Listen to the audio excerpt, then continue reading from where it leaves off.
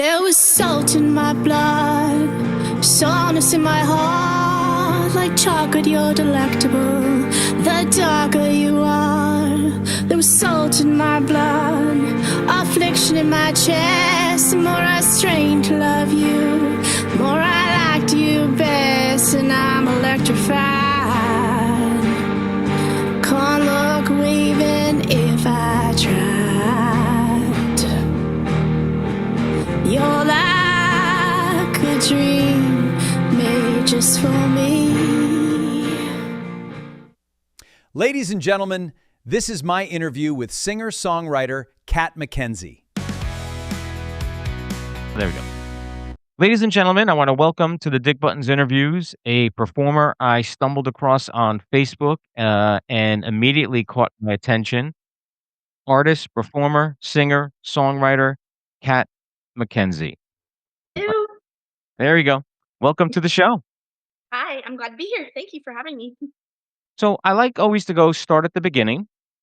Was music always played in the house when you were growing up?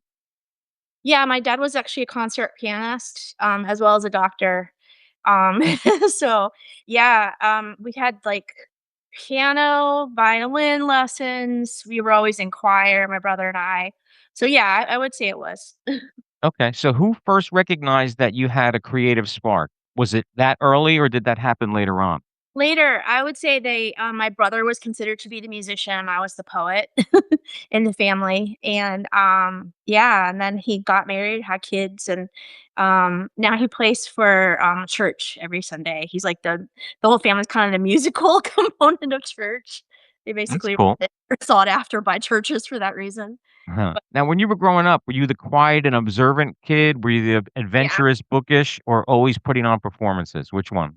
No, I mean, I definitely you could see it more and more. I definitely have a charismatic side, but I was considered very quiet and bookish for sure. Really? That's interesting, though. I Yeah. think that's interesting. Yeah. Um, do you remember the first song that made you stop and really listen? Oh, that's a hard one.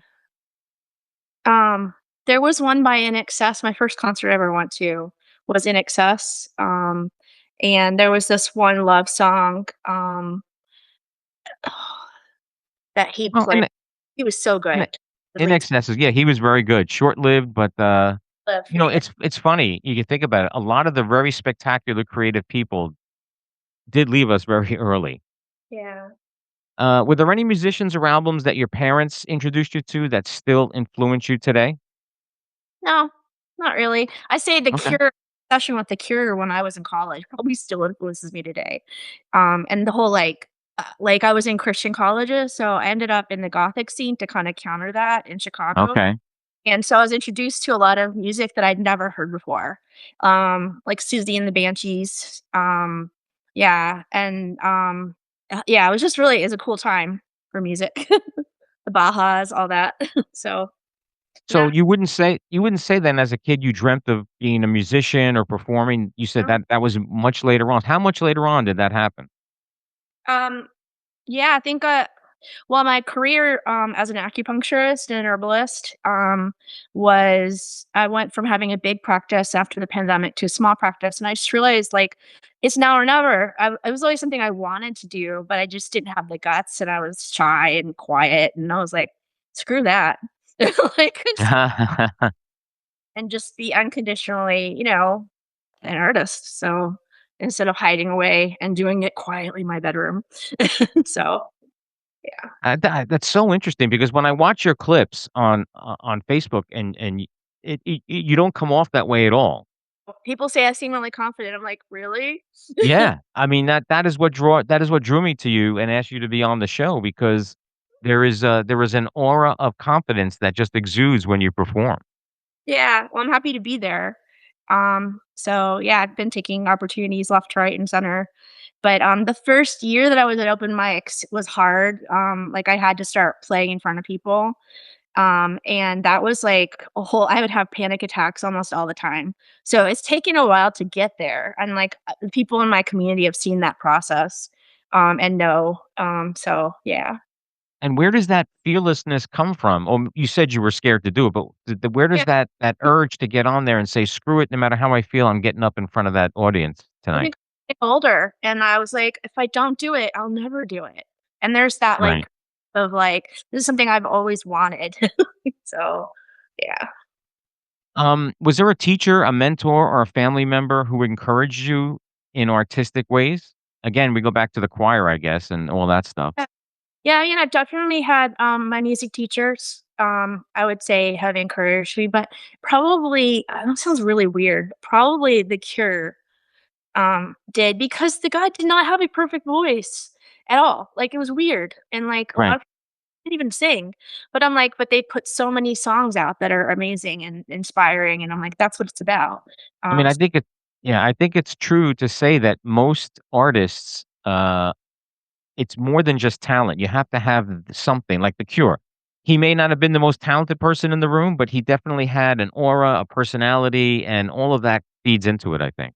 Yeah, I think my guitar teacher, he actually brought it up because I went to he invited me to a, birthday party that he's having, and I told, like, stories and entertained, a couple people, and then finally he was like, "I need to give other people their chance." And he's like, "Kat, you didn't know anybody there." And it just, like he just went on and, like, told funny stories, and everyone was laughing, and he's like, "You'll be fine, just bring that part of you to the performance and Right. talk." And I was like, "Yeah, you're right." So, Now, do you remember the first time you performed in front of an audience? hmm, Was it something you wanna remember, or was it yeah. nerve-wracking for you? No, it was actually probably is nerve-wracking. I was, the first time I was in front of a little coffee shop called Rock Hill Bakehouse in Glens Falls, and I was like, "Here I go!" And I sang, like, one of my songs, MSG, and it was a terrible version because 'cause I'm like, "MSG, MSG," like, not how I actually sing it at now, but, yeah, it took a little bit, but I just did it and my hands were shaking. Everyone was shouting like, "You could do it, girl! You got this!" It was really so That's pretty cool. Is there a childhood memory that always finds its way into your creative process when you're writing songs today? hmm. I think, I think the fact that my family was like, "You shouldn't like, anything you write is public domain, so nothing is private, so you should always expect people to, like, look at your stuff, and, you're not supposed to talk about things." So I was actually like, "Screw it. I'm just gonna do what I want," because we all have emotions. There is no one free from, big emotions, like, that's life, and, there's nothing shameful about talking about things. That's what songwriters do. If you look at lyrics, Yeah. it's they're Yeah, I think part of songwriting and is resonating with the people that you're writing the songs for, and you wanna touch them in a way that you're maybe not even specifically what you're thinking, but even if it touches them in a different way, you succeeded in what you were trying to do. yeah, exactly.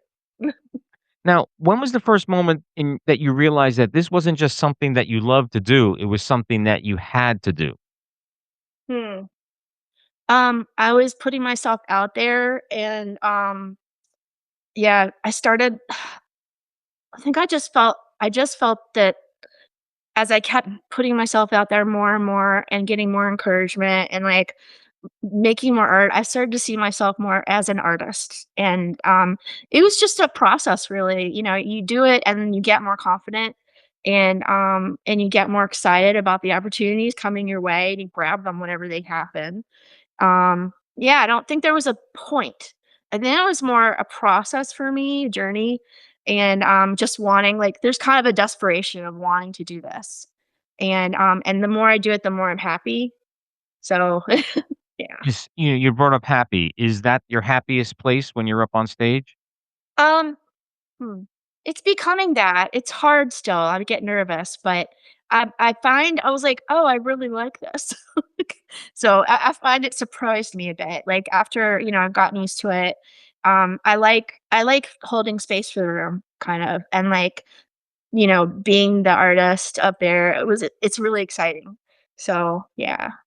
That's awesome. Now, your music has been described as velvet and thunder. What do you think gives your music that unique contrast? Huh. I think it's my vocals. Like, I do, like, some shoegazy stuff, but I'm also, like, kind of a bluesy. I have this, like, bluesy vocal growl, and then I have a very high vibrato that's almost like Cocktail Twins type thing. Um, Okay. so it's a weird mix, because I do a lot of soft stuff, but then I mix it in. I just guess I have a kinda harder side. Okay. So yeah. Now, at the risk of sounding uninformed, could you explain to me what shoegaze is? Because Oh, um, sure. I have not heard that term before. Yeah, like soft reverb, rock music, um, Okay. and it's got an echo to it a little bit, so yeah, that's what I would say. Now, in listening to your stuff, you're blending a lot of stuff. Dream pop, post punk, indie rock. Did that sound come naturally, or was that something you intentionally pursued to do? Yeah, it comes naturally, like, I am thinking about like, my next album is different, so I'm thinking about, like, what do I wanna make, and I don't wanna be held to one genre, so Right. Yeah. Now, has there anybody ever said to you that your style is too different to succeed? Did people tell you were nuts? I think, well, my guitar my last producer was a little bit like, "You probably shouldn't do that, XYZ," and I did listen to him, but there were times where I got my way and I really liked what came out. Like this one song, "Cocoon," I did a really weird high ending, and I liked that. So no, I think definitely he's like, "It's not a single. These Some of the songs you're writing aren't singles for the next album." But I'm like, does everything have to be a single? I mean, I love that people have whole catalogs, and not everything's a hit. Some things are just about, what they're feeling or what they wanna put out, and the music Yeah. they so I wanna have that too. I've only Yeah. got that, so I would keep working, and I'm like, I don't wanna be held to, like, this is what I must make to please an audience. I just wanna create. So, Yeah, and once you start getting into that trope of pleasing everybody else and the audience and then it just becomes a grind and it's not fun anymore. yeah, Your influences range from PJ Harvey, Kate Bush to Chelsea Wolfe, Taylor Swift, The Cure.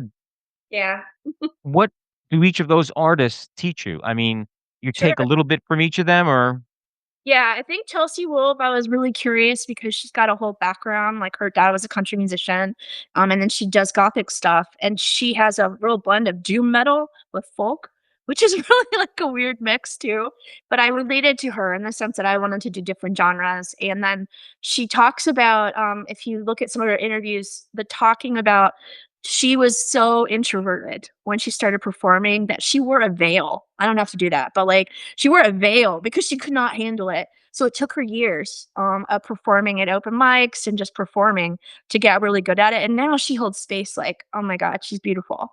So wow. performances are just, like, magical, and I was like, maybe being that introvert does carry a power, because you sort of see someone, like, they're vulnerable, and they're Right. sharing and it's really interesting to watch, actually, those introverts. So I understood that, and then I think Taylor Swift was more I like her, it's not the hits that she's really good with, it's her non-singles. She has, like, a lot of folk stuff that, it's really well written, really beautiful phrasing, even though she has basic chords and, everyone Right. talks about I'm like, but look at her lyrics and, listen to, like, some of the, non-popular songs because 'cause she's got some good Right. ones.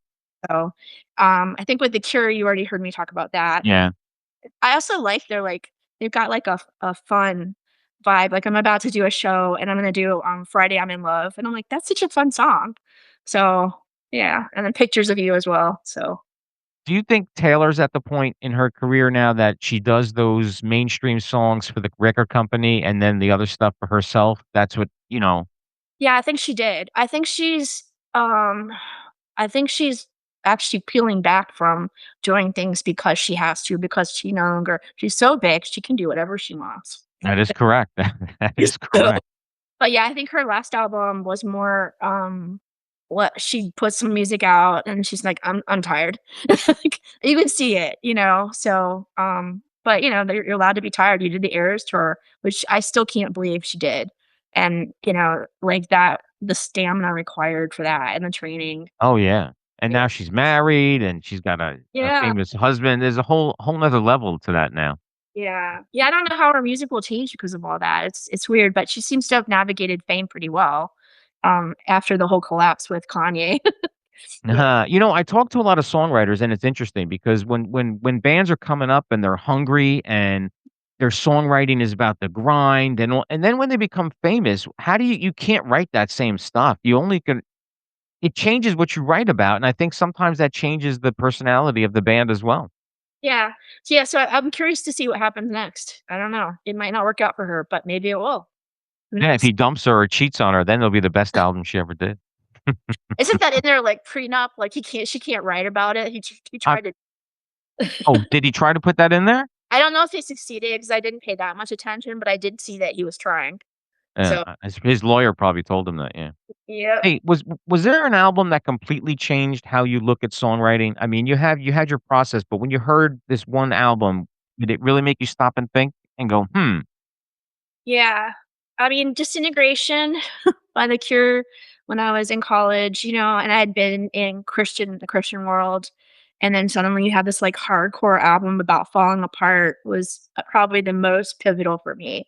But, Um, so I wanted to ask you, if you could spend one day writing with any artist, living or deceased, who would it be? that's a tough one.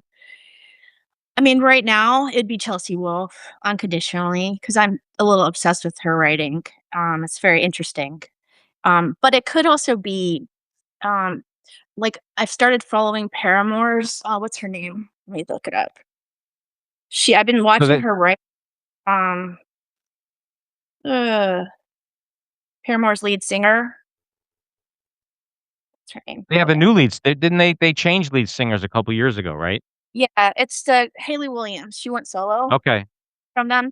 So I've been listening to her guitar playing, and I'm, like, really liking it, and I wanna learn some of her covers, but honestly, for the last year, I've been, very obsessed with, Chelsea Wolfe, and, she's just putting out new music, and, like, I like her old stuff, both the folk and the doom metal was very interesting to me. I hadn't really heard anybody blend like that, Now, um at the risk of sounding uninformed, would Yeah. I know any of her songs?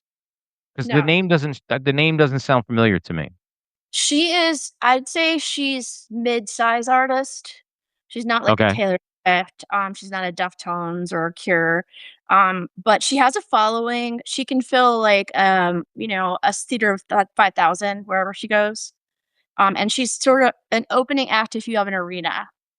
Okay. But of course, as a small artist myself, like, I just filled a theater with 50 people, and I was so excited. So, I got 6 people to come to my show at Falcons, like, I just did a 4th show, so, you always look at where someone's at who's, like, 3 or 4 steps ahead of you, and, Right. how do you get there, and you watch their progression, and that's interesting to me. So, Yeah, yeah. it's all relative too, what success is, right? I mean, success Mhm. can mean 10 Yeah. different things to 10 different people, so and as long as Yeah. I think if you love what you're doing, I don't I to me, I mean, of course, you're not going to turn down superstardom like Taylor Swift level, but is Yeah. that your goal? Is that the goal for you? No, I mean, I think Taylor Swift's stardom came at a big cost for her mental health. She doesn't talk about that, like, openly, but it's there. Like, she disappeared for a year, she had to see a therapist, she was suicidal, she sings about that. Right, yeah. So in some of her lesser known songs, she's singing about it. But, yeah, I wouldn't wanna be her, and I wouldn't want the constant level of attention because you already get it, even as a small artist. Like, I think I posted on my personal page, I'm like, "Guys, like, behave," Like, you get a lot of attention, no matter who you are, just putting your artwork out there, and your music out there, that's gonna be a reality. So, it comes You with ever get any creeps or anything, like people yeah, who are that's just there to cause trouble? I talked to them when they were like, "Where do you go? Where do you, how much money do you make?" And then I was like, I was polite and responded like 4 times and just got weird. And then he posted, he's like, "I just want girls to have sex with me." I'm like, "Oh god." It's like so you get stuff like that where it's just some random dude and, they've seen your stuff and, they start, bothering you because 'cause you're out there. So, I Yeah, don't know. That happens uh, frequently. guys will never learn that's not a way to a woman's heart just to be, Well said. uh, a Work. fool like that. I wanted to ask you, do you distribute your music, like, on like, through DistroKid and everything, and Yeah, I have 9 songs out, so I distribute through Symphonic, and, so I'm not on, let's see, Bandcamp, weirdly enough, which is bizarre, but it's just where I started. My producer had me go through Symphonic, and so I'm on Apple Music, Amazon Music, Spotify, all the streaming devices, SoundCloud, Pandora, but I only have 9 songs out, and I was like, I think the next stuff I do is gonna be like, the last song I did, I was like, "Wow, I progressed a lot." Like, it's right. a lot better than the others, so I'm, like, really excited about the next album, but I'm gonna spend a good, like, year to 2 years putting it together, and then I'm gonna do, the place locally where I did my last show asked me to go to the next step. They have, like, artist steps, to Okay. build a and so the next step is I get the main theater instead of the lobby, 'cause I could fill a day seat. So we go to the main theater, and then I wanna do multimedia performance with music videos and, a whole so I wanna do a whole artist thing, and, I wanna do it on Halloween and have people be really entertained. So, yeah, it'll be really beautiful, Hal though, I have to say it this. Halloween's a cool night to Mhm. perform. Yeah. If everybody gets dressed up and everything. Do you stare at your numbers on Spotify and Apple Music, or are you not that interested? Do you Hmm, check it every now and then? I am very aware of my presence marketing wise. However, because my focus is more on the artistry, already have a career that pays money, pays the bills, and even pays for music. So my focus has been more on the artistry and growing as an artist. And then also like growing my skills. So like I was at a piano lesson today. I take guitar lessons every week. Like I have a plan for our next show with a friend of mine. And you just keep trying to grow. Right. But I did at my numbers and I'm like, I haven't worked on Spotify very hard at all. It's like 30. But when I first came out with my EP, it was at like I think I was at it was a couple thousand. And I was like, wow. They penalized me though. Why? Oh, because they don't like rapid growth, like big spikes. They actually where it works against you. They will penalize you. But I talked to other artists and they have the same problem. It doesn't have anything to do with bots. Spotify just doesn't. They have an algorithm of what they want to see. So they want to see steady, slow progression. So I don't That focus make on market Spotify. I that makes no focus sense to me. yeah, it doesn't. That's why I'm like, okay, if I'm gonna be penalized and I'm never gonna make money anyway from it, I'll just like not put the focus there and put the focus on the work and then Right. social media and because I can see progression there and I can build up a fan base there. And then also I want to be performing regularly. That's what I'm trying to Right. work on now, out and about and start growing that.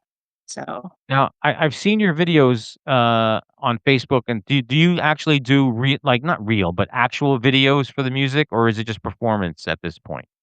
no, I have I think I have like 7 music videos out on YouTube.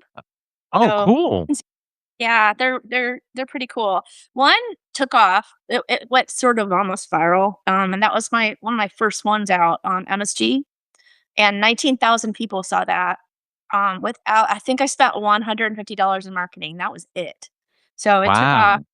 Liked it.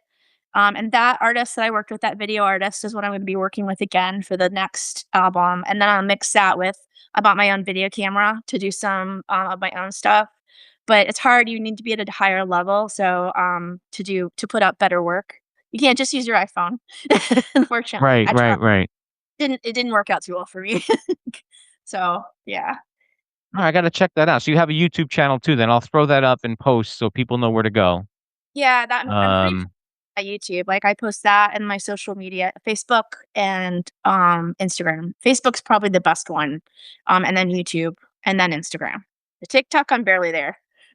So yeah, I got caught up in, just a couple days ago, another 20,000 accounts were taken down from Facebook. I don't know if you saw that. Yeah, oh no. mine was one of them. So I'll reach out to you after this so we That can sucks. reconnect on Facebook. Yeah, you know what it is? I think what it is, I was using my stage name, right?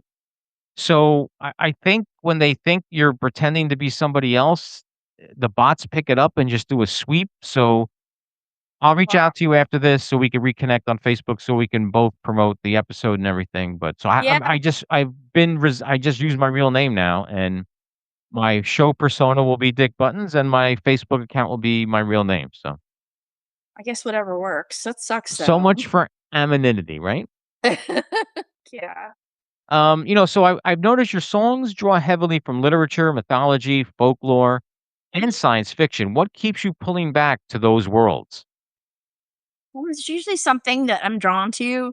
So, like, the next album, I'll be doing I play off of Frankenstein from Mary Shelley. And I like that whole idea of, coming back to life but I'm going to make the main, inventor a woman, obviously. Okay. I'm turning the guy into an energy vampire, and I have a whole theme, and, like, I'm sort of doing a loose play around it. Mhm. Doing a little bit of screenwriting. So of like, I think that's what as an artist, you're like, how do I want to present this like work? Because I know the songs they're already written. And I'm working with a producer on that part. But then I'm like, how do I want to present it as a body of art? Because I did want to come up like I've only done an EP and then four singles. So I'm like, what do I want to put out next? And I want to do a whole album where the songs flow into each other and it So makes like sense. a concept album. Yeah, and then, exactly, and then when I present it live, I wanna have a whole it'll be really beautiful. And then I wanna be able to promote that, like, I'll do that in October at the Strand, and then if it's good enough, and it all comes together, I'll be able to promote it, like, next October as an October Okay. show. That's, like, Right. my base plan, and then I already know kinda what I wanna do my album after that on. So You plan. It's good to plan ahead. yeah, I can't help it, I Yeah. have ideas. So, No, I mean, that's listen, being creative is, I think, one of the most amazing things that as humans we can be or do. I think people miss out if they don't have that in them or, yeah. because some people just aren't creative and I feel sorry for them. And I'm not besmirching them, but I think it's cool to be very creative. Yeah. Yeah, and I mean, if you have that in your life, it's I think you're happier. At least I find I am. I Um, agree. Now, you mentioned film. Do you think scores and soundtracks is that in your future or do you want to stick to the music? um, I don't think so. It's possible that, I know people make money by, having their music get picked up. I wouldn't mind that. That's fine. I don't think music's good enough yet. Like, I'm still working on myself as an artist. Like, I've been Right. very indie, which is loose. It's like we're saying very loose, you know?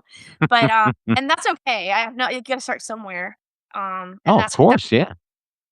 No, so yeah, second album, I think there's a possibility that some of the songs will get picked up. We'll see. that's So awesome. yeah. Are there any books that directly inspired one of your songs? Oh, yeah.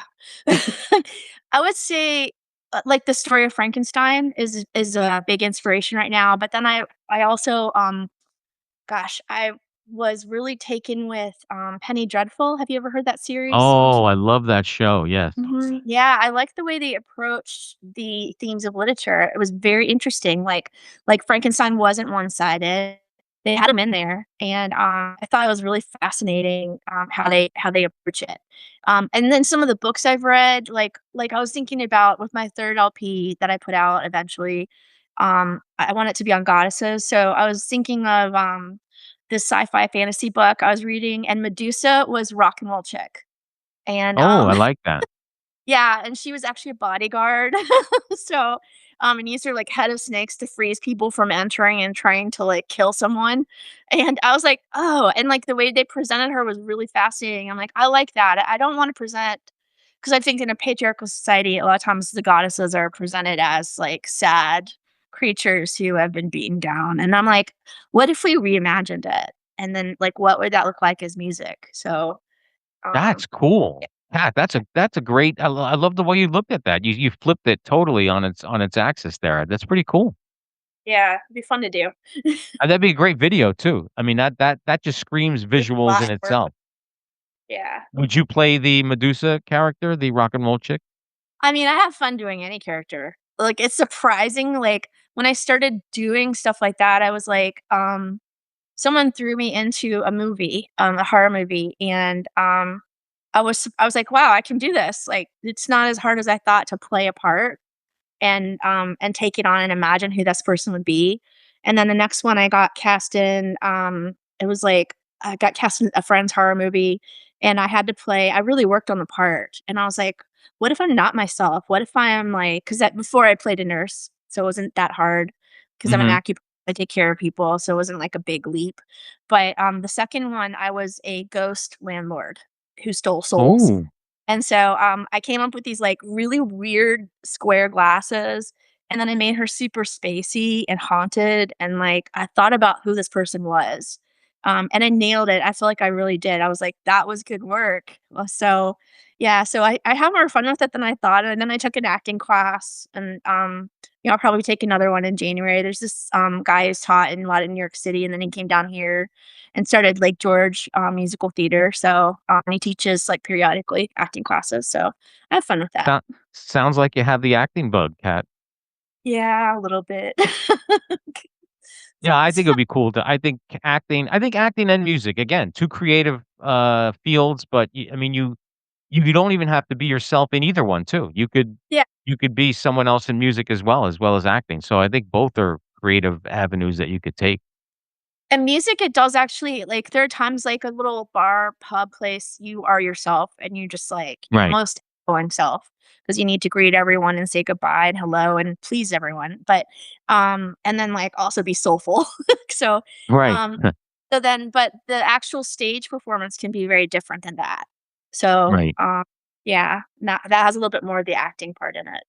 When you play at those small clubs, does it ever bother you? And I don't think I could be able to handle this. Like someone not paying attention to your set. Like I it doesn't bother you?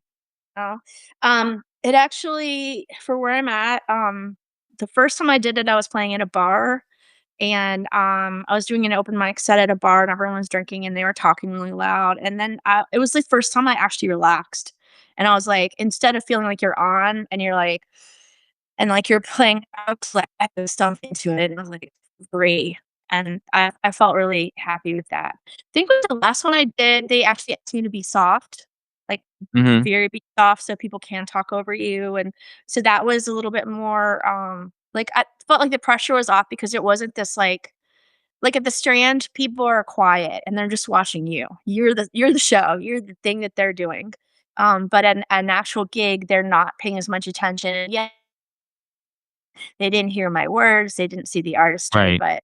but, it's a good practice, I think, to also do that because then you're getting more comfortable, just playing out and without the stress of, like, a intensely focused on you, so Now you said the Strand, is that the bookstore in New York that you're talking about? no, there's a place called the Strand Theater, in Hudson Falls, Oh, um okay.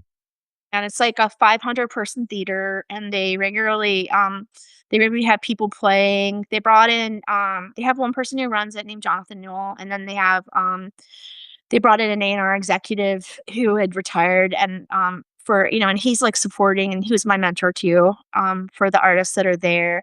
They have, like, a Strand band who puts on shows, and then they bring in artists from all over.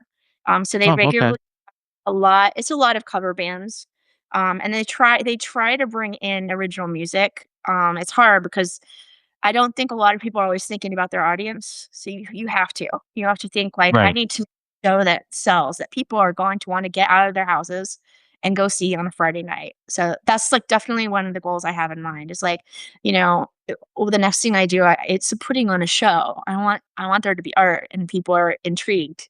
So Yeah. What would you call your fans? Like, Taylor Swift has Swifties. What did you have come up with a name I that we what you yeah. No, I haven't gotten to that level yet.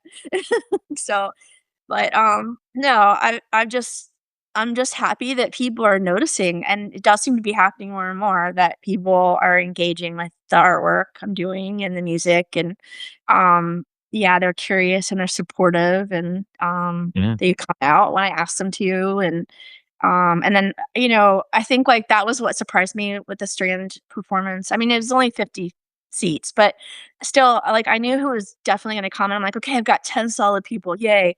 So that won't look terrible, and then it was like, people just kept coming in, and I didn't know everyone. Right. So, yeah, I was like, so my social media is working out. But, yeah, that's what's interesting, like, you don't always know, and yeah. That's gotta be an amazing feeling, though, whether it's 18,000 people in an arena or the 50, I mean, it's still they came to see you. That's gotta be a Yeah. great ego boost. Yeah. It it was well, I was grateful. I was like, "Wow, it happened." I was like, because you expect the worst, but you hope for the best, and then Right. it works out. It's been consistently like that for me. It's been working out, and I'm like, I mean, I'm working my ass off, don't get me wrong, but, and, like, I'm, like, thinking and I'm being very creative and, taking my time with each step, but they're panning out. And I'm like, "Cool." So That's awesome. Is it hard to balance, your regular work and the creative side? Is it yeah. difficult for you to do? I was like, this week, because so many good things happened to me in the last month. I broke out into hives after the performance. Oh Like I was just my. and I was like, I need things to be a little calm for the next week. Because it's been euphoria, like total euphoria, like everything seems to be magical. And I'm like, wow, when that hits, it's great, but I also want to stay really grounded. And then like I know today I need to spend an hour charting for my work. Um, and yeah, like I think I just try to stay present in each day that I have like plans. Right. And then, I have a very like, I'll work 10 hours at my job, and then, I go home and I practice for 2 hours. So I don't have a lot of time to watch TV. That's what's Right. happened. But I'm like, it's not the worst thing. No, I So mean, that's fine. I mean, is there a goal for you to ditch the real, I don't wanna say real job, but ditch the money-making job for the money coming in, the creative side? no, not really. I don't know what I'm trying to do exactly. I think I'm exploring it. I mean, I know I'm so goal oriented. It's a weird thing to say for me, but it's more like every step I've taken, it's been magical and wonderful, and then you try to. I am goal oriented a little bit, so I like put a goal for myself of I want to do this, and and I work towards it. And I'm not straight like type A at all. But Right. I kind of helps focus me and, and then in the meantime, I'm, like, off writing songs when I should be practicing sometimes, and, that happens too. So and then like, you're also just trying to live a creative life, Yeah. and that's important to me. So, yeah. Ah, that's awesome. Do you now, you've often spoken about music being a form of healing. Was there ever a particular moment in your life that taught you that lesson? Hmm. I think 3 years ago, I was like I really wanted to change. I was running a bigger business, and, the pandemic was frustrating for me, because Mm. I had employees, and I was like, it was all on me, and I was like, "This sucks." I'm, like, the hardest working person in the business, which it happens pretty frequently, and it's just my spirit was feeling really down, and I was like, "I've given this running a business thing like 5 years, 7 years, something like that. And I don't like having employees. I don't like having it all on me. Like, I'd rather just be solo, and I treat my, like, 40 patients a week, and then I can have time for other things. Right. And that's able to pick music up, and I started practicing, like, 1 to 2 hours a night, and then I would try to move it forward, in all these different ways. So and that's just where and yeah, no. Yeah. That is a weird it's a weird career already. So You know? Has a fan ever shared a story about one of your songs helping them through a difficult time? Hmm. I think I've had many people just be like, "Wow." They won't say a story, but they're like, "Cocoon was amazing." And, that's the one song that gets people, because it's talking about self-hatred, and I think nobody sings about that stuff, but that was one of the things that I kinda said to myself, I'm like, "I'm gonna do this. I'm just gonna be honest, about the ups and downs and all arounds," the, moments of the difficult things people go through. Since I am a practitioner healer, like, I hear all kinds of stuff. And, like, there's nothing like you I think people think that having a down moment or feeling self-hatred is like, that's where you're at, but it's like there's ups and downs in life and all around, moments. And so, like, all of the, feelings of human emotion are relevant to me. I wanna pull from all of them, And sometimes I take a song and it sounds like it's about one thing, it's not. I'm pulling from like 3 or 4 things and trying to craft it. So, this like, Cocoon was like that. I wrote about the pandemic, but then I wrote about a bad date as well. So, Right. yeah. Tell me about Pac-Man Dreams. What inspired that song? Yeah, that one was really interesting because it was a prompt, by Song City Troy, and it's a songwriter circle, and they wanted me to write about a ghost. So I picked the video game Pac-Man as a ghost. And then as we were writing, I didn't know what I was really writing about, but it turned out to be a relationship. And that's just what happened. And they were like, play on the idea of diamonds, like Pac-Man's eating the diamonds and what did diamonds signify? So I ended up writing about this whole relationship, but not knowing I was doing it. So yeah, you That's just use it awesome. of a video game and that kind of whatever comes out comes out. So That's the beauty of music, man, right? I mean, you could start writing about one thing and it could just morph into another, and maybe even subconsciously you're not even aware what you're writing about till it's done. I think that happens all the time. And the beauty of it is not to hold too tightly of this must be one thing. And not being afraid of being feral or turning into something crazy. Like, you just, like, hold it loosely and then play with it, like, it's all play, and then, sometimes even the videos turn into something else. Like, Cocoon, we turned it into a vampire story. So, Right. that's not what it was. So, but I just thought it was really interesting and to play like that and have it be free and, see what happens out of it. So What makes opening different from your previous releases? opening, hmm, that was a different one, definitely. Yeah, I think the sound was very different. Um, I was also like I was having some tension with my producer at the time. So it was a very soft song and then we turned it into a rock song and worked on Okay. it and so yeah, I put it out. I don't know. It was a it's kind of a I think it was just something new that I did and different. Also the guitar, if you listen to the guitar parts and you see me play it in real life, I was all over the guitar fretboard, and I don't usually do that. Like this is me developing as a guitarist probably, but I was playing. I call it 5 A minor, and then up to 7 and 8 G, and I was like all over the fretboard, which I don't. At some point you stop playing with the capo, and you're like Right. explore the whole fret. I was definitely doing that with that song, and I can hear that in it. That's So, awesome. Now you yeah. mentioned a producer. Do you listen emphatically 100% of the time to what the producer recommends or says, or do you sometimes push back? I'd say I'd stopped working with the person I was working with, Oh, as a pushback, because I really valued them and, like, as a beginner artist, for my first EP, they helped me tremendously. And then there was just like tension. And I felt I really wanted to work with someone else. But I completely value like they gave me a lot of advice and great stuff and we worked through the songs together. And that was super helpful. But yeah, I think I wanted more say. I wanted to feel more freedom and try different things. And they sort of do one specific thing, like a lot of metal work and right. yeah, like heavier guitars. And I wanted to go in a different direction and have the freedom to do that and just play. I found a producer who was willing to explore with me. I don't know what the next album is going to sound like. It'll be really interesting. So Now, is there a common thread connecting your recent singles?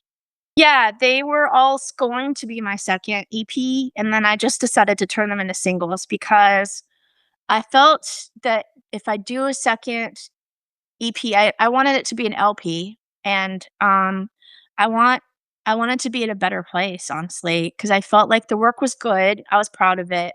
I was proud enough to make it a single, but it wasn't what I want my second LP to be. Like I was listening to the songs and I'm like, you can see progression, you can see me growing as an artist. And I can see like the culmination of that in Pac-Man Dreams. But now I want to apply that to putting out a whole body of work, an LP. And so I decided to just keep them singles because I think also at that point I was thinking about what if I did an album and like how will the songs flow into each other and be part of each other Right. instead of like, you put out singles that all have different sounds and different qualities, and, yeah, I think I wanted to be more thoughtful than that, so I kept them as singles, but yeah, Okay. When inspiration disappears, how do you get it back? that hasn't happened to me. Someone Look at said you. well, yeah, and someone said, like, that is not normal and that it's going to die one day, and I'm like, "Okay." And, I've seen an interview with Bob Dylan of, like, he didn't write anymore, and someone else told me that what happens is you write and write and write, and then you start co-writing, and then you need groups of people to write with you, and then you just Right. don't have anything more to say, and I'm like, "That is just never I just don't think it's gonna happen to me. There's not a point where I have nothing to say, or that I don't have it." But I am an idea factory, to be fair. I drive people insane. I have ideas all the time. Like, "What if we did this? What if we did this?" Like, I more, like, need to be tamed in a little bit Right. to, like, focus, and I try to do that myself, but it helps to have other people as well. So, Do you write every day, or is it just whenever the um, inspiration's when I first started writing, I was writing 3 songs a week, but they weren't very good, obviously. And now when I write, I, like, have ideas and sounds and, sometimes it's, like, a sentence or 2 that I'm like, "Ooh, I like that. I like the rhythm of that." And, like, I'll hear a song and and I'm applying it. But what I've run into lately is, like, I feel that my work needs more finesse, so I'm, like, taking some time, guitar-wise to improve. I think that's in my head of, like, I wanna take the fall to improve while I record this next album. Um, like, I want to be, coming in with rhythms that are a little bit more solid, because I have, like, certain rhythms that I use all the time. I'd like to explore that and not be as limited. So it's also my musicality, needs a little bit of work in my opinion, so, okay. yeah. What has surprised you most about being an independent artist? The amount of work. It's like, you think someone's just, like, not doing much, and I'm like, "Oh my gosh." It's great that I built my own business as an acupuncturist and herbalist because I had a very big sense of, "I'm building a business." And, I enjoyed the process of building that, and it was successful, and it still is, so, and I learned a lot along the way, and so I sort of apply that of, like, you have to put in time marketing, you Right. have to send your songs to song lists, so that people will listen to it because they're listening to a playlist on Spotify. You have to do all that stuff, and, like, I don't know exactly how to get to the next level with some of the things, but, like, as you keep doing it and you keep, like, taking courses and, like, learning from other people and working with different artists, you learn more, is what I found. Like, you don't have to, like, know everything right away. So there's Yeah. different levels of that anyway. So yeah, it's a lot of work, and some of the times, like with the singles, I was also exhausted, and I could see that in myself, and and I think that's okay, it's all part of the process of, like, what am I doing, Right. and what I put out in the world, and, like, what inspires me and, like, what ideas and, like, the vision is part of the fun part too of, like, 'cause I also look at, like, I wanna put music videos out as well, um, so that the visual part is there, so that comes for me, that comes as part of it, which is why I have an idea for the next album, but Awesome. yeah. Yeah. Has do you think that social media has changed the relationship between artists and fans? Yes. It gives you instant access, we might have been like, I look at the artists I, like, follow, and they were a little more mysterious before social media, and that was okay, they had to play out more. So, Right. you can build an audience online. And there's always the risk that you'll lose it, which is scary, because you put so much work into it. But, if you post stuff of yourself like in real time, and then you also have to post the more professional stuff. So yeah, you build an audience slowly. So like with my first EP, I posted a lot of music videos. They were all out. And then lately I don't like I'm like in a segue between the last single and then going into this next album that I want to make. So I'm posting more like in-person stuff, performing live and trying to build there and it's still growing. So, That's and that's awesome. is you wanna keep people entertained, Yeah. so and they get a sense of your world. Yeah. that you're If you could change one thing about the music industry today, what would it be? that's easy, streaming. I think Really? Isn't that your bread and butter, the streaming? no. You make pennies from streaming. So it gets I would say what I like is that it gets your music out there and people hear it more easily, even though it's saturated. The industry is saturated, so it's harder to get people to hear you. However, yeah, the I think I've made over 3 years, and 9 songs out. I have made $30. Point oh oh oh one Yeah, cent per that it low. it's It's you can't ridiculous, but really make money on it because you'd have to have streams of in the millions to even make any money on yeah, it. and I mean, the neat part is people are more prone to listen to a song on the streaming platform, which is cool, but, Yeah, and, like, be open to new music, like, Spotify regularly introduces people to new music, even me, I've, like, found a lot of artists that way. The bad part is, like, it used to be, like, I think 30, 40 years ago, I don't know, you hear people talk about it where they could actually sell their records and make some kind of, money that they could then build from. So I know the industry has changed because of the streaming thing. So yeah, I don't know. I think it gives people more access to artists, which I like. Um, well, the money yeah, is in touring now. I mean, that's just basically yeah, that, and if you have any commercial deals or, sponsorships, I mean, that's where the money is, unfortunately. yes. And you have to build, like as an independent artist, you have to build up to that. Yeah, um, and grow that yourself. But I also said I was talking to my mentor and I was like, I don't wanna sign up with a record label. Because it's like it seems like they invest in you, don't get me wrong, but they take all your money yeah, and, okay, and, they can fire you too, and it happens regularly to people that they yeah, just lose overnight. And having watched that process, I'm like, I have a very good sense on how to build something through time. I've done it in another realm, and I'll do it here. But it's also complicated because you're trying to grow as an artist as well. So it's right. not as straightforward as a business where you have a skill set and then you put it out there. So this is like artistry is not as straightforward. So No, yeah, yeah. If your music had its own color palette, what colors would they be? that's easy. Probably purples, pinks, blues, reds. Not as much blue. Purples, reds, purple and red. Okay. If someone had never heard your music before, which song should they start with and why? Hmm. I would start with Pac-Man Dreams, and then go to Cocoon. I think Pac-Man Dreams is just my strongest piece so far, and my vocals were point. They were on point. I was really happy with them.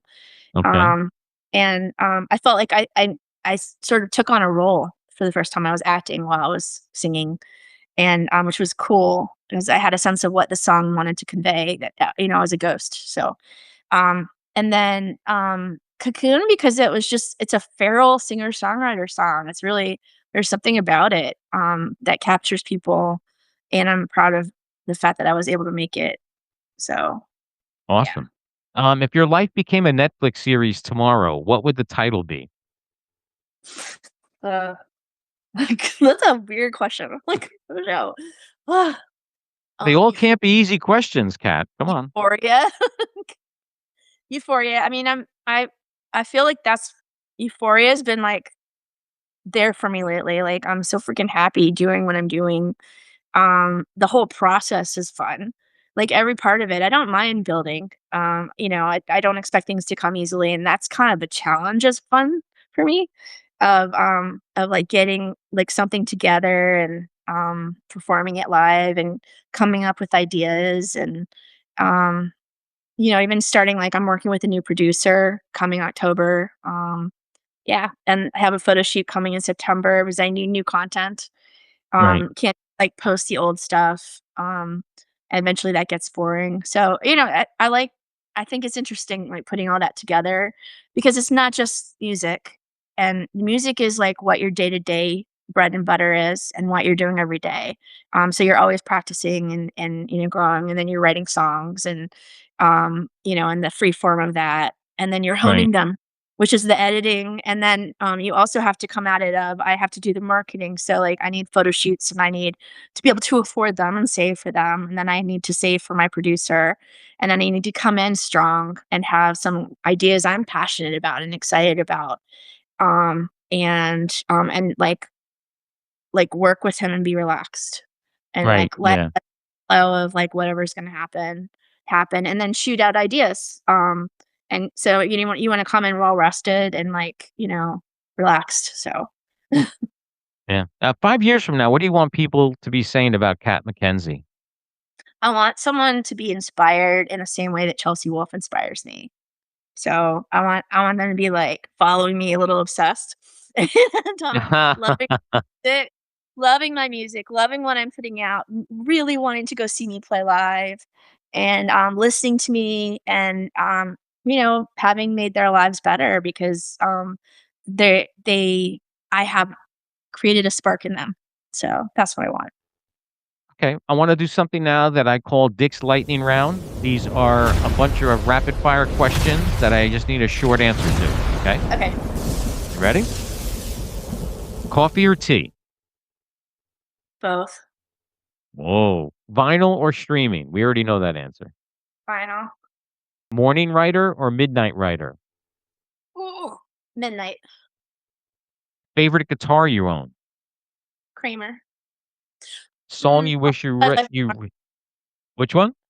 I also love my Martin. I really do. Okay. Song you wish you had written? Pictures of You by The Cure. Okay. One album you're gonna bring to the desert island? That's hard because I would disintegrate to my Cure, but that is great for my mental health with all that heat. Um, Okay, yeah. it could be a CD then if you're worried about the album melting. Favorite I book? don't know. Um, Favorite book? You're asking me questions, but I'm like, "Oh, I read series, Okay, ur urban fantasy series, so, Kate Daniels would probably be it. I reread this over and over. She's a okay. sword-wielding badass lady. So, Alright. Favorite movie? mm, I have not been watching many movies lately. Okay. How about one from the past that you remember that just sticks out in your head that you every Oh, time you see it on, you wanna watch? yeah, Addams Family is a big favorite of Okay. mine. Addams Family, I like a sense of humor about it. Like, it's dark, but we can have a sense of humor about the Oh, yeah. crazy sadness of life, because it's Of not. Yeah, I don't want too much tragedy. I've never liked a crazy amount of tragedy or, like, everyone dies. That makes me pissed off. So, yeah. 3 words that best describe Kat MacKenzie. Soulful, magical, um, artist. Yeah. Artist. That is a great answer. Alright, listen, we're gonna wrap it up with 2 last questions. What advice would you give someone who's afraid to share their art to the world? Get over it. No, take take the steps to get over it, and that means, you edge your toe out and you're like, "Let me try going to an open mic." And I did that, and yes, you will have panic attacks, and you will get over it as you keep doing it. But you cannot live your life in fear, of the things that you want to do, and that's important. So, Okay, and finally, if the whole world was listening for just 1 minute, what message would Kat MacKenzie want everyone to hear? there's magic in the world. Artists are embodying it. Go listen to an artist, discover new artists, let it be part of your world. So, yeah. Even today, how crazy this world is? Yeah, especially today with how crazy this world is. We need that. I think we need hope and we need magic in the world. And, it's like, you may be holding on by a thread, but if you hear a really good song, it just brings it back to you that there's a reason that we're alive and on this Yeah. journey. There's power in music. That is correct. Hey, Kat, I wanna thank you for taking the time to sit down with me, not once, but twice. because of Thank the internet outage we had the first time we sat down together. But I'm glad we got this together. Uh, and I wish you the best of luck. Anything new coming up? Any shows that you could promote, and I'll try to edit it before that show. No, sadly, I just finished a 4th show, so, Okay, nothing for yet.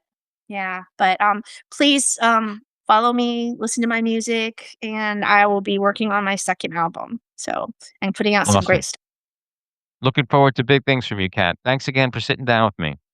Thank you. Have a good one. You too.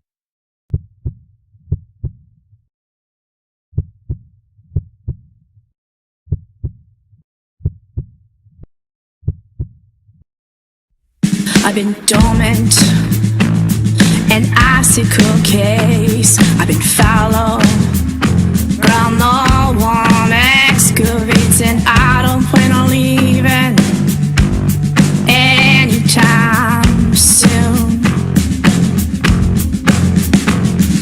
You don't need to love me. I'm working on loving myself. You don't need to care about me. I'm working on caring.